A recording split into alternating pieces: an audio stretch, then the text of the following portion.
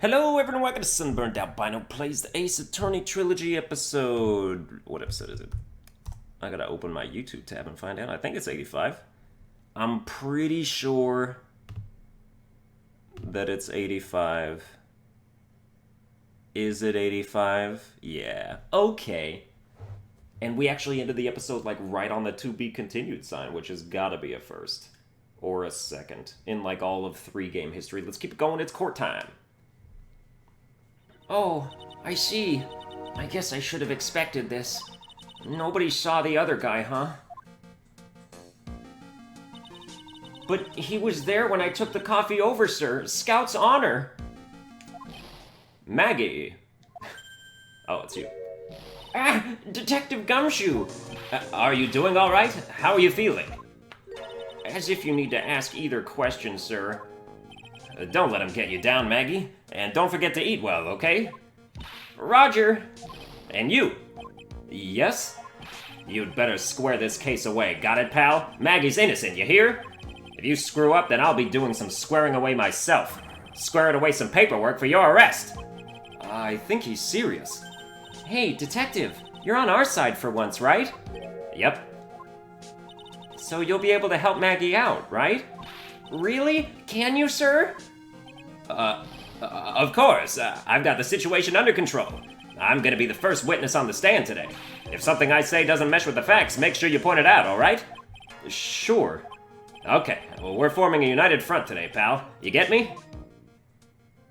I mean, it's still gonna function exactly as if he was our enemy, though. I can't tell you how grateful I am, sir. I've always admired you so much, Detective. I know I can count on you. Looks like it should all go pretty smoothly today, huh? I can only wish.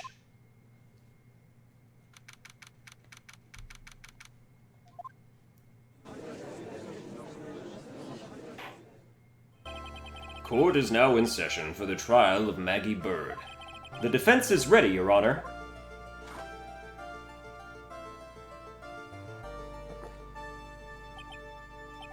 Ah, bitter. Mr. Wright. Yes, Your Honor?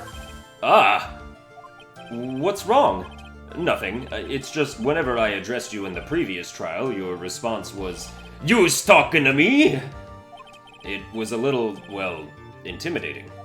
No, that wasn't me. That was the phony Phoenix.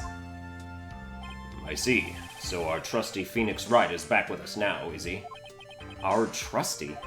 So, Mr. Godot, your opening statement, please.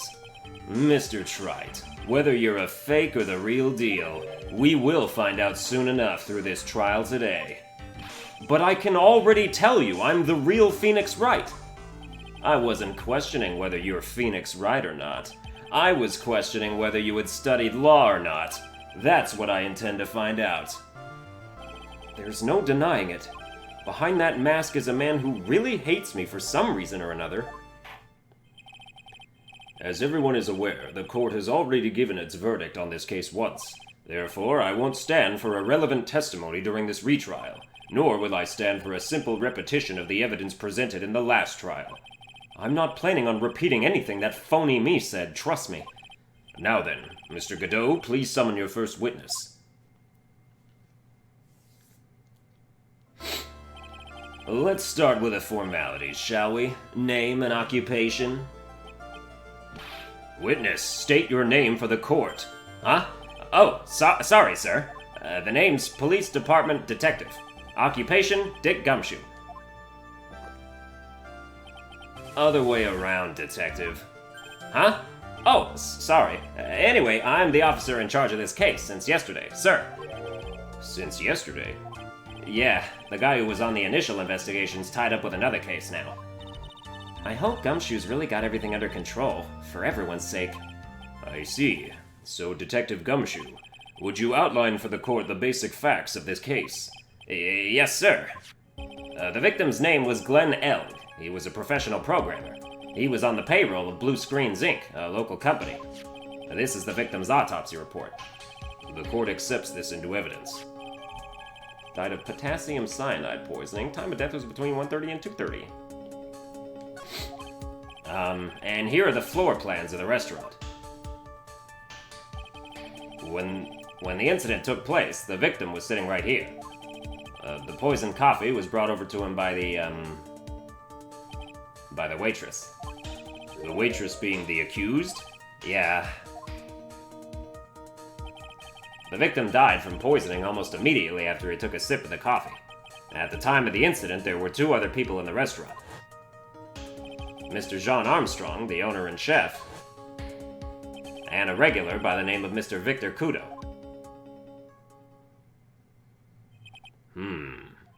It still seems to be a very straightforward case to me. Très bien, floor plans. X equals the victim's seed. Come, detective, take up this hammer and nail the defendant's coffin shut with your own 2 hands. Now then, Detective Gumshoe, let's have your testimony. Yes, sir. Dude, my throat's, like, caught a little bit. It's hard for me to do these deeper voices for some reason. When the incident took place, the victim was alone at his table, sir. We understand that the guy, Glenn Elg, was listening to the radio at the time. Traces of poison were found in his coffee cup. And what we found was potassium cyanide. That stuff really packs a punch. And, it looks like Miss Bird might have had, well, some kind of a motive.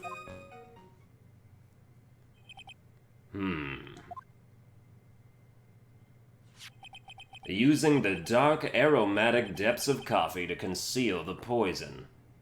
Classy lady. The facts of this case seem to be ironclad. Mr. Wright, I would ask you to begin your cross-examination, but... Yes? Please, no intimidation tricks this time around. Is that understood? I already told you, that wasn't me!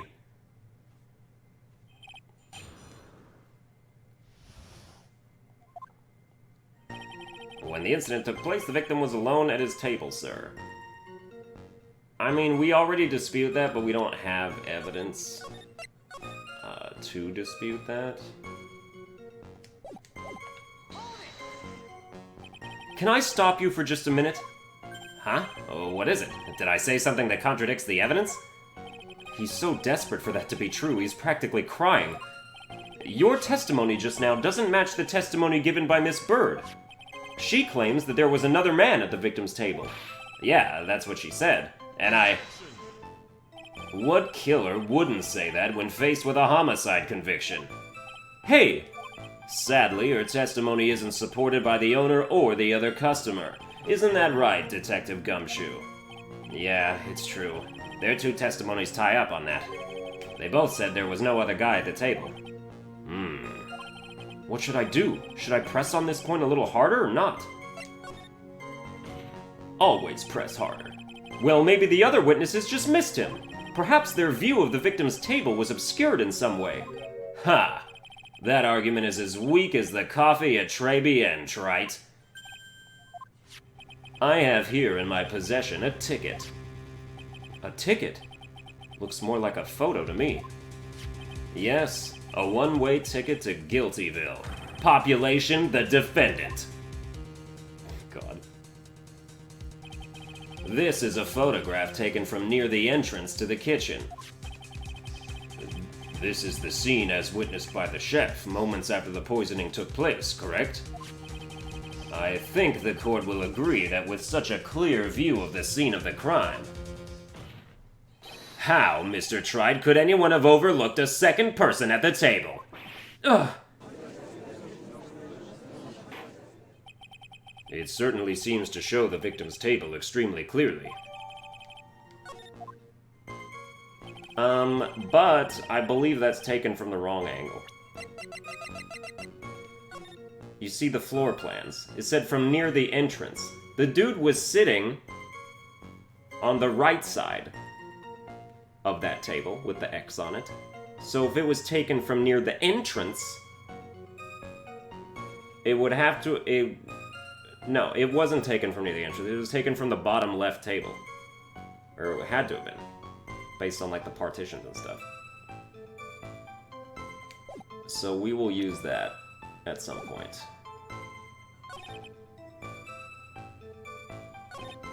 Alright, we understand that the guy Glenn Elk was listening to the radio at the time. He was listening to his radio, you say? Yeah, he had a portable radio in his chest pocket. Maggie told us that too, didn't she? Something about how one of them had some sort of earpiece. What should I do? Should I press on this point a little harder or not? And what was it that the victim was listening to on the radio, Detective Gumshoe? Huh? How should I know? Thanks a lot. We're now one step closer to the middle of nowhere. This isn't going very well, is it? Detective, could you perhaps tell us about the poison and how it was used? Traces of poison were found in this coffee cup. So, traces of the poison were found in the coffee cup and nowhere else? Not sure I get you, pal. Was the poison a liquid, or was it a powder? If I had to put it in layman's terms, I'd say it was a powdery substance. So the poison could have been in anything that was on the table. Sugar, salt, pepper? Ha! Do you put salt and pepper in your coffee, Trite? The victim took his coffee black, with no sugar. Ugh. It seems that the poison could only have been in the coffee. What should I do? Should I press on this point a little harder or not? Are you absolutely certain that the victim even drank any of his coffee? Huh? What do you mean? According to this file, the poison was found in the victim's coffee cup. But what proof is there that the victim ever drank any of it? Oh, hey, you're right. That's what I was thinking. In case you were wondering, that last objection was for the detective there. Huh? For me? Oh, hey, you're right. You may be fooling the court, but I'm not falling for it. If you have the time to waste, you have the time to present that piece of evidence. That piece, sir? Yes, that piece. What piece was it again?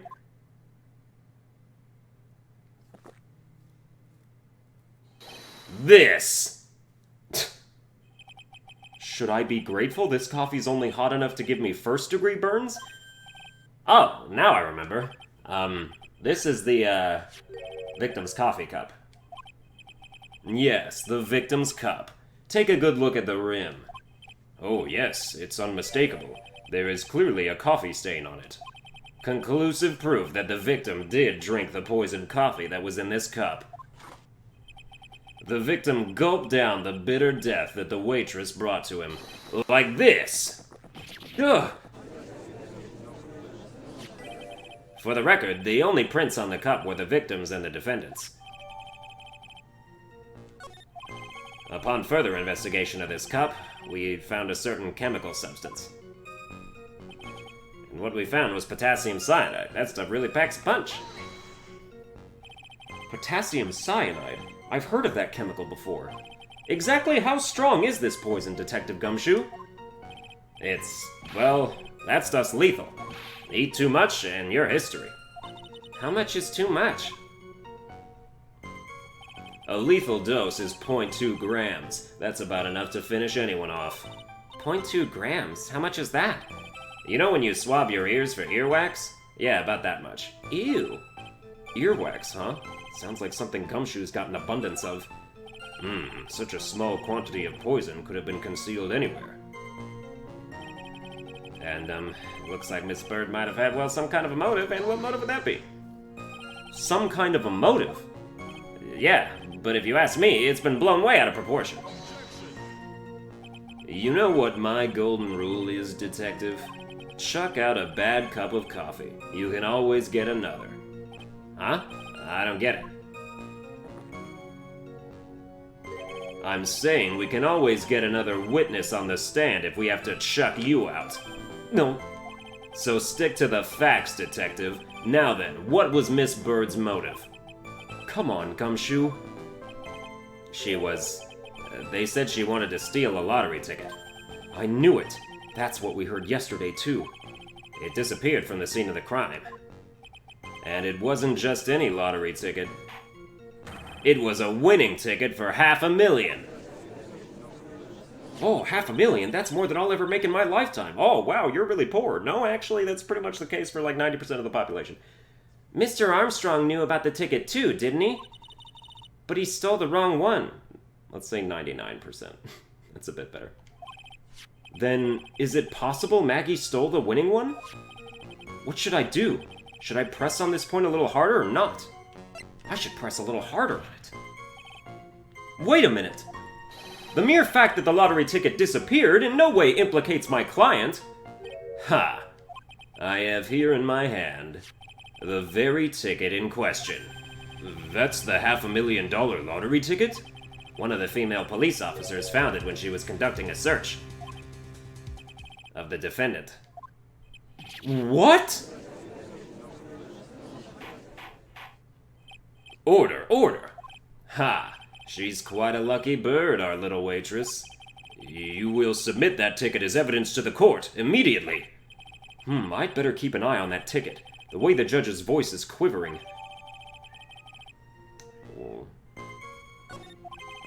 This ticket was presented to the court in the previous trial, too. But it feels heavier now somehow. $500,000, you say? Oh my god, Kat, are you kidding me? You were doing fine like 10 minutes ago. Come on in. Come on. Calm yourself. You've been fed twice today already. I don't understand you. You're such a fat ass. Don't attack my feet. Do not bite the feet that feeds you. Alright. We're fine. It's just a scrap of paper. What matters is where it was found, Your Honor. And that's on Maggie's person, unfortunately. That's enough. The facts of this case seem overwhelmingly clear to me. The defendant had ample opportunity to commit the crime of which she is charged. Furthermore, it seems beyond reasonable doubt that she did indeed commit this crime. I like an old man who knows the score. There is also the matter of the $500,000 lottery ticket. That alone provides a very credible motive. Dude, stop attacking me. Stop it. Stop it. No. Nope. Dude, your ears are all the way back. You are a wild kitty. I have calmed him, for I am the cat whisperer. Nope, he just attacked me again. I mean, for that sum of money, even I might be tempted to bend the rules. I don't mind an old man who is weak to the siren call of money. Not good, Nick. The evidence against Maggie is starting to pile up fast. Yeah, that's because the court has ruled guilty once already. Dude, cat? Peace offering? I'd say it's about time to wrap up this repeat performance. With one final decisive piece of evidence. He's got more evidence against Maggie? Dude. Hold on a second. I have to go toe-to-toe with my cat. Stop it.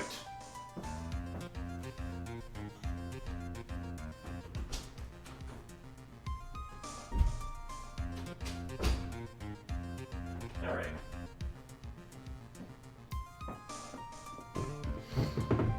I am bleeding. I am not actually bleeding. This is the apron the delightful Miss Bird was wearing at the time. Wow, that's not the cleanest apron I've seen. That stain looks like... It can't be blood, can it? Ha! It seems the star of our play was a little flustered. And somehow spilled coffee on herself. The coffee? That's not exactly the first thing that caught my eye. Of course. The coffee stain isn't the most interesting thing about this apron. No, there's something else that stands out even more. Something else? I presume you mean... Of course. I'm referring to the pocket. The pocket? A search carried out right after the incident uncovered this. Potassium cyanide.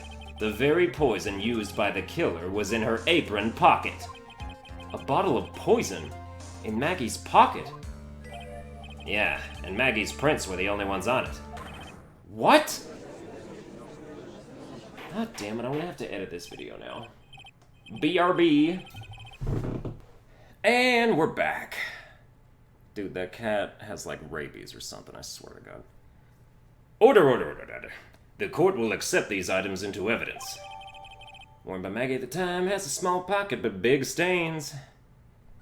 Big stains come in small pocketizes. And a deadly powdery poison. There's Maggie's fingerprints found in her apron pocket. There's something still bothering me, Mr. Godot.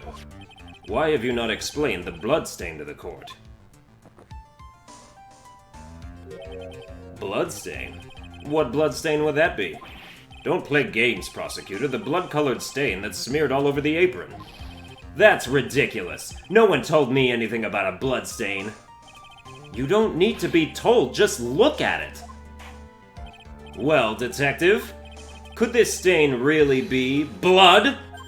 No way, sir. It's just ketchup, sir. Ketchup? She must have gotten some on her apron while taking someone their breakfast that day. You could have spoken up a little sooner, Detective Gumshoe.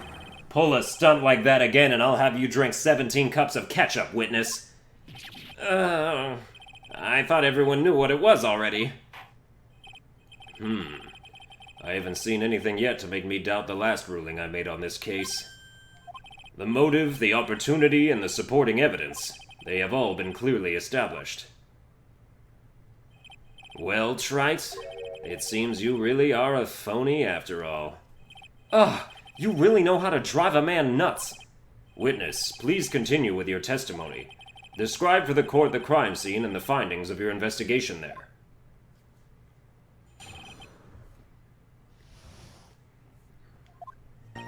The crime was reported at 2:25 p.m. by a kind of scary old man, sir. Poor Maggie had passed out from the shock. Must have been real tough for her. The victim didn't have any identification on him, but we figured out who he was pretty quick, and then the investigation went smoothly. When Maggie was searched, we found the lottery ticket and the bottle of poison. And that was it.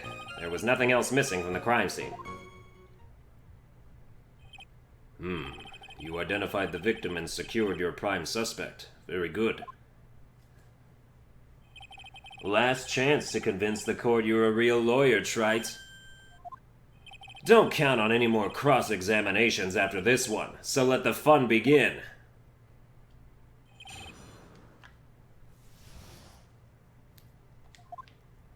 Alright, the crime was reported at 2:25 by a scary old man. Scary old man, Detective Gumshoe? There's an old man who's a regular at the restaurant where the incident happened. Ah, we're obviously talking about the same old man. Officers were dispatched right after the report came in, but the old guy still made a fuss. What took you so long? Then he hurled abuse at them, and seeds. Seeds. Ha! It was nothing. I caught each one with my teeth. I guess not even the mighty Godot can avoid being attacked by that guy. The old man was the only other customer in the place at the time. He took his time finding a payphone, apparently, so he was late reporting the crime. Poor Maggie must have passed out from the shock. Must have been real tough for her. How long was the defendant unconscious for? The officers got to the crime scene at around 2:40. Maggie was still out cold in the kitchen at that time. It took another 10 minutes or so before she came to. I would have liked to have been on the scene myself. I bet you would have liked to have carried out the search, too. I would have loved to see Maggie asleep like that, all pretty and peaceful. You're a professional detective, Gumshoe, not a professional bird watcher. Save the romantics for your own time, Detective. All we need to know about is the investigation. Oops, I guess I'm pretty red right now, aren't I? Victim didn't have any identification on him. Then how'd you identify him? He didn't have any? Are you saying that it was stolen then? No, I don't think so. The victim didn't have a driver's license or even a credit card on him, pal. All he had was 58 cents in his wallet. 58 cents? Yeah, I can't believe I found someone with less in their wallet than me, pal. The victim sounds like he was a thoroughly miserable young man. Or some kind of outlaw. Why not give him a bit of an edge? I think I'm onto something here. Yeah, like somebody robbed him. Or he spent all his money on the lottery tickets. Wait a sec! Huh? Did I say something dumb again? Let me paraphrase what you just testified to this court. The victim didn't have any form of ID on him. That's basically what you said, yes? Yeah, basically. In that case, how were you able to identify the victim so quickly? Oh, that. He's so let down, he's got the whole sagging shoulders and puppy eyes thing going. There was a prescription bag on the victim's table along with the lottery ticket. It seems Mr. Glenn Elg visited his doctor before he went to Trilogy. We got the victim's name from the medical records of the doc who prescribed the meds. That's a reliable enough source for the court. What should I do? Should I leave this alone, or ask to hear more?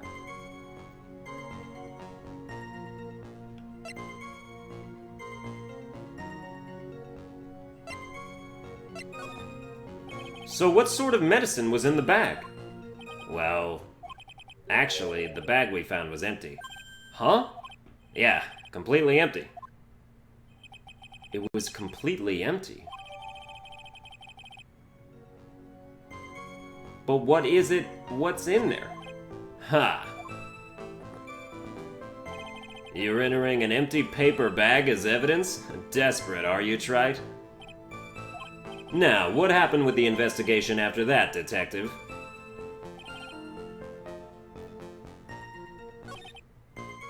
I would like to now ask about his health insurance.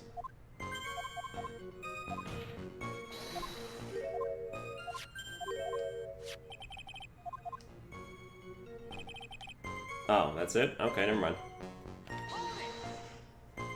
But the defendant had been passed out for a while, correct?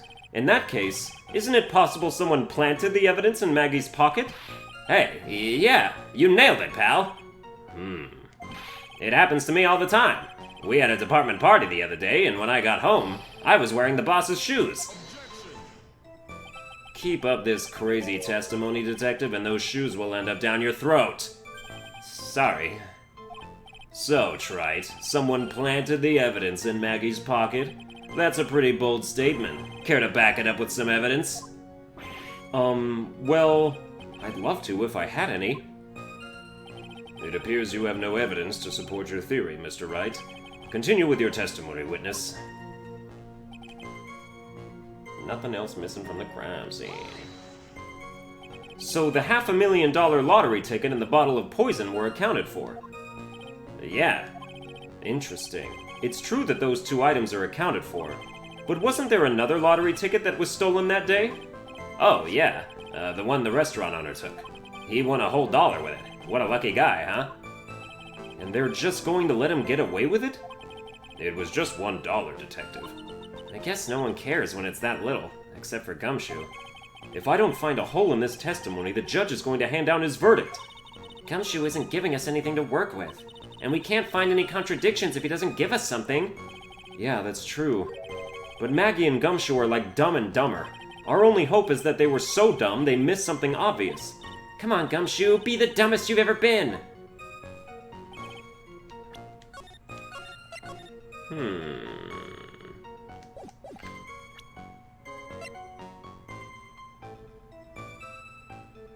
What if we say that the victim's prescription bag is missing, or the medicine in it is missing?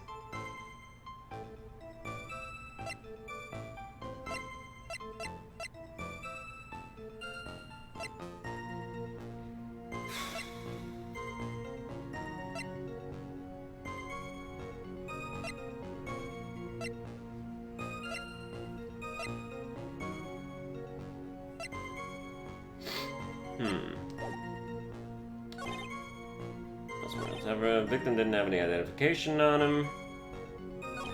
We figured out it was pretty quick, and then the investigation went smoothly.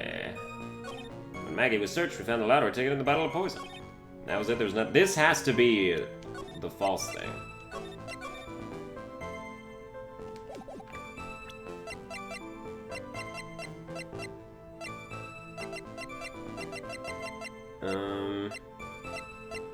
Let's go with the prescription bag. Yes! Detective Gumshoe, I think I should point something out to you. There is just one small contradiction in your testimony. Oh, finally. I'm getting all anxious just waiting, so hurry up, will ya? You testified that nothing else was missing from the crime scene. However, the prescription bag you mentioned was empty. Did the officers recover the medicine from the scene of the crime later? No, they didn't. The victim was given a prescription right before going to Trilogy. Where, then, did the medicine disappear to? You are too cool, pal. Indeed. Due consideration wasn't given to the victim's prescription in the previous trial. Witness, why do you always overlook such vital pieces of evidence? I guess that's the most careless thing I've done so far, huh? The victim was killed by poison, and the victim's medicine mysteriously disappeared. The victim's own prescription could have been the lethal poison itself. Order! Well, Mr. Godot, what do you have to say to that? Ha! That's all. What? Read for the court the name of the clinic on the prescription bag, if you will. What's the clinic's name got to do with anything? New Ear Otolaryngological Clinic. Otolaryngological Clinic. Otolaryngological? Just what kind of illness was the victim suffering from, Mr. Godot? Hardly an illness, Your Honor. More like a bitter war wound, you could say. A war wound? The day before the incident, Mr. Elg found himself in a fight. He took a blow to the side of the head and ruptured his eardrum. He ruptured his eardrum? Then what on earth was the prescription he was given? It was a cream that was to be applied topically inside his ear canal, not to be ingested. What? Disgusting. It's mentioned in the autopsy report if you read the fine print. They found traces of the medication in the victim's left ear. Yes, here it is, in very, very fine print. It seems Mr. Elg correctly applied some of his medication while he was at Très Bien. Therefore, it would be absurd to believe that he would have eaten his medication. Ugh. It seems that this medication is irrelevant to the case after all. No. Nick, if you don't think of something quick, it'll all be over. She's right. But I can't get away with any old weak objection. What should I do? I mean, don't leave it, obviously. Only moments ago, Mr. Godot made the following statement. It seems Mr. Elg correctly applied some of his medication while he was at Très Bien. If that's the case, then why was the medication not found at the scene of the crime? But the medication in question was for topical use inside the ear canal. That doesn't change the fact that it could not be found at the crime scene. However insignificant it may seem, it's a lawyer's duty to pursue the truth. You know as well as I do that the medication is irrelevant. It hardly seems likely that a prescription drug would contain potassium cyanide. It hardly seems likely that the coffee the waitress served would contain it either. But it did! The possibility is undeniable! That's enough. Mr. Godot, is the detective the only witness the prosecution wishes to call? Mr. Godot?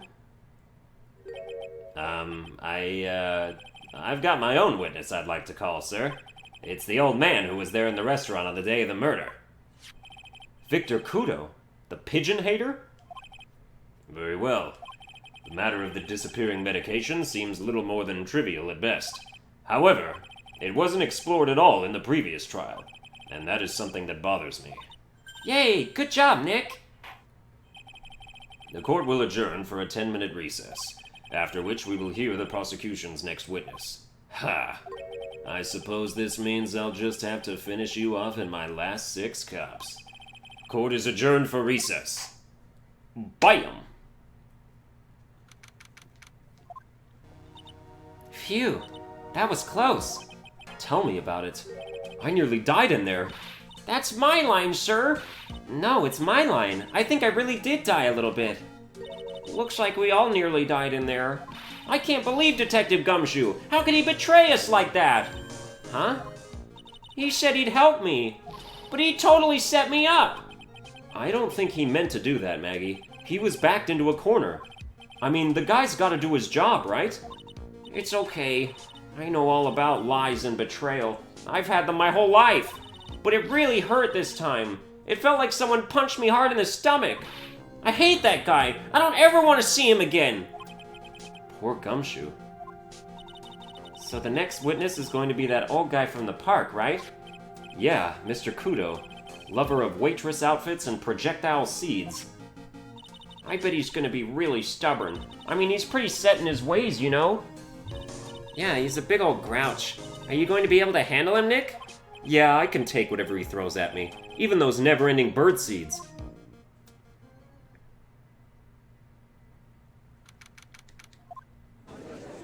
Leave. Court will now reconvene for the trial of Maggie Bird. Mr. Godot, your next witness, please. The prosecution calls the lucky old-timer who caught the show over a cup of coffee. Will the witness please take the stand? Name and occupation, if you don't mind. The name is Victor Kudo, born and bred in the land of the rising sun. Honor and duty are what make me. Mind you, I can be quite emotional at times, too. We don't need to hear about that, Mr. Kudo. Just tell the court your occupation. My occupation? Kah! Listen, youngin'. How much call do you think there is for kimono embroidery here? Kimono embroidery? That's what I do, or did, back in Japan. I embroidered family crests on kimonos. My ancestors were embroidering kimonos before this country even existed. Wow, a real craftsman. They're a dying breed. Hey, maybe you could embroider my costume sometime. Anyway, like I said, there's not much demand for that kind of thing here. So I had to take a job working the cash register at a burger joint, pretending to smile. That burger joint would have been better off putting him in the kitchen. Now then, witness, were you in the restaurant at the time of the incident? Oh, yes. I was eating some seeds over a cup of javakino. Seeds? What do you think these are, I see. So you saw everything that happened, Gramps? Did I? Oh, yes, I did. I saw it all. Then please tell the court. We're all ears. Sure. I'll tell you. I'll tell you every last detail. He's really getting into this.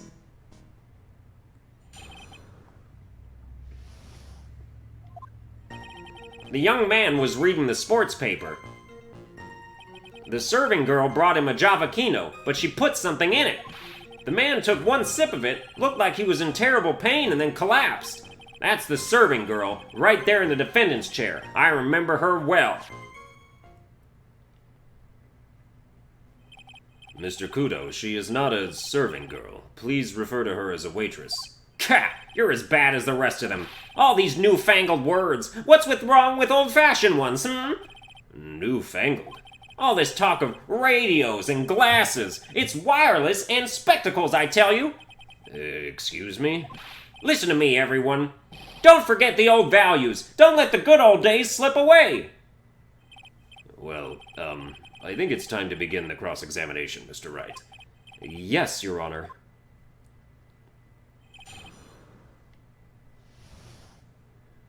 Dude, why is your nose so red? Like, what is happening?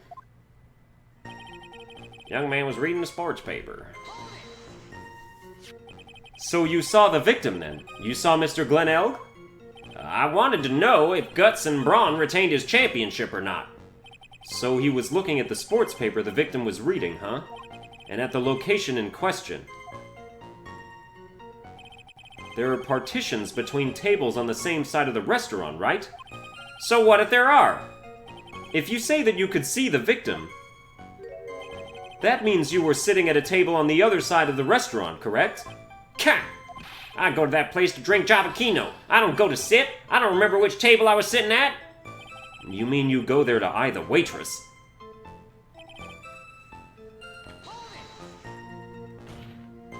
Mr. Kudo, that is a very grave accusation. Are you sure about what you saw? Victor Kudo never makes mistakes. I dot every T and cross every I. I see.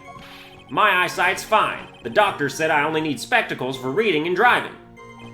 I bet his eyes are only really fine when he's scoping out a waitress.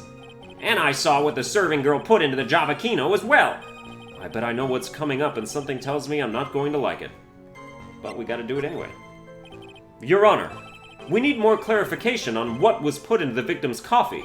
I'd like to ask that the witness add what he knows about this to his testimony. I agree. Witness, will you enlighten us, please? Sure.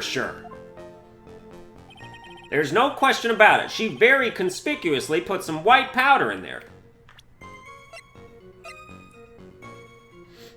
Ah, that is some white powder. Is it? It looks like it is.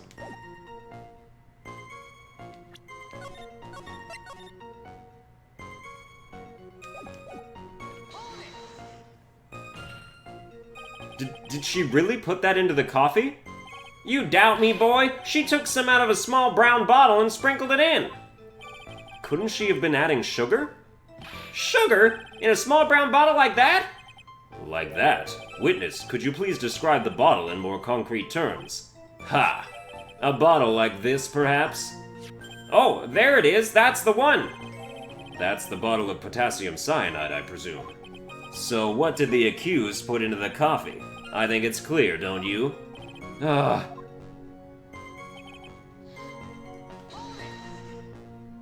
He took just one sip? You youngins, you waste everything. Those Javaquinos cost $8. In the good old days, we would have drank every last drop, eaten the cup, and then died. Congratulations, you have earned the title of battiest man to grace a courtroom. So it was an immediate death? Well, with potassium cyanide, I suppose that is possible. Oh, yes, he slumped over without so much as a twitch. I felt the Javaquino I just drank turn sour in my stomach. Oh, yes, I know that feeling. And the waitress? I presume she is...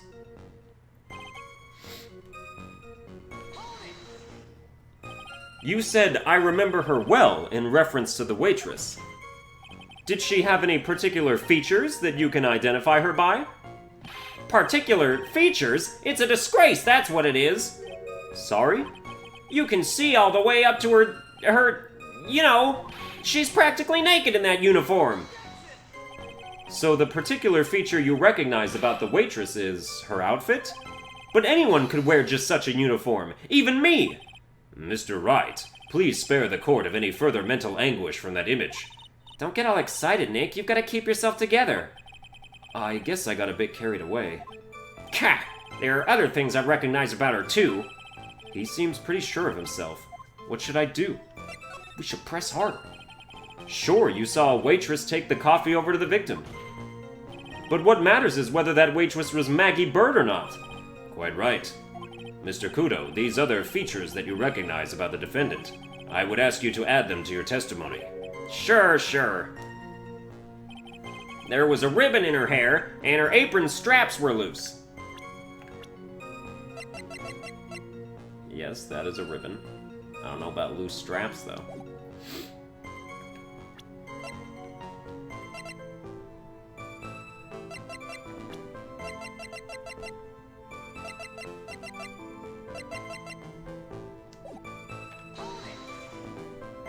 You do seem to remember several details about her appearance.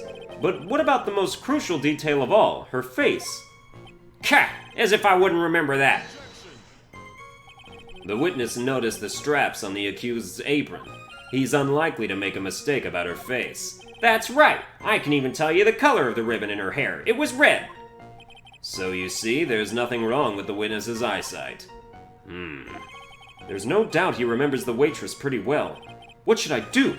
I get the feeling there's something more to this somehow. Ask about the straps. Ask about the waitress's back. I would like to know about the waitress's back. The identifying features you described are all things you would see from the back. So what?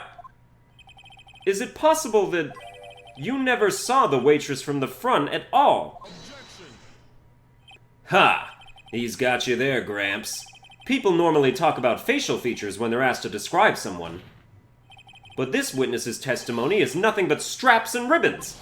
This is harassment. I tell you I'm not obsessed with straps or ribbons. I'm just telling you what I saw.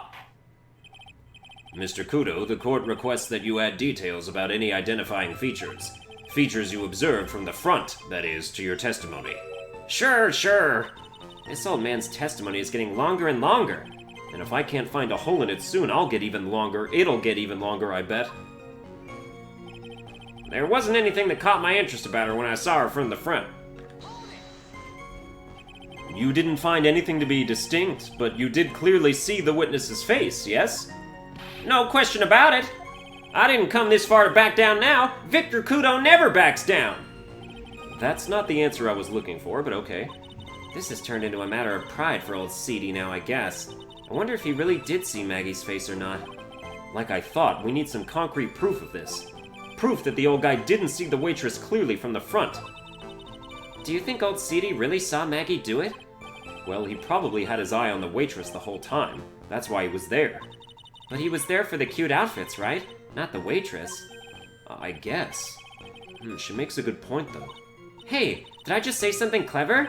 I wonder if the waitress Mr. Kudo saw really was Maggie. That's what we have to figure out, Nick.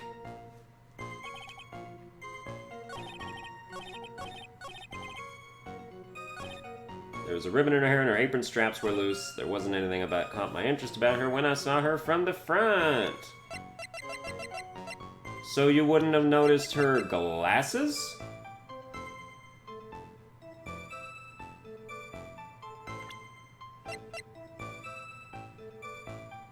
Ooh, what about the front of her apron stains? Spilling ketchup on it.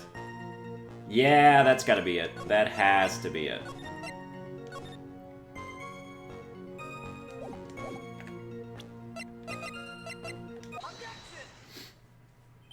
Mr. Kudo, I would like you to please take a look at this. Kah! That filthy thing would suit filth like you just perfectly. Actually, it reminds me of what my grandson looks like just after he's done eating. Have you ever seen this before? Course I haven't. You think I'd forget something as dirty as that, Well, you half-witted clot? What? What is it? Ever since I said, you half-witted clot, there's been an eerie silence in here. Mr. Kudo, this apron is the apron worn by the defendant on the day of the poisoning. And as you just said yourself, you wouldn't forget something like this. Which means, if you had really seen this apron before... Yes, you know what I'm getting at. You couldn't have possibly seen the waitress from the front! Oops. Damn, that's gonna do it for this episode. I hope you enjoyed it. If you did, you can like, share, and subscribe, and I'll see you guys next time.